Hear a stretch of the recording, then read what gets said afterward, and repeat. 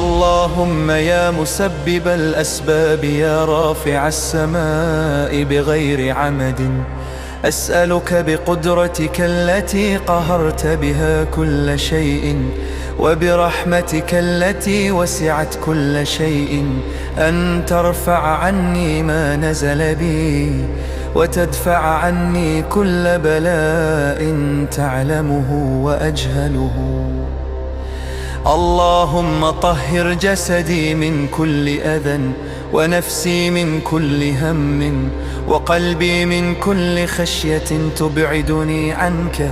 واملأني طمأنينة تغمر روحي وسكينة تنزل على صدري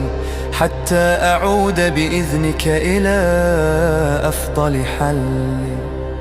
اللهم اجعل هذا العسر يسرا وهذا المرض أجرا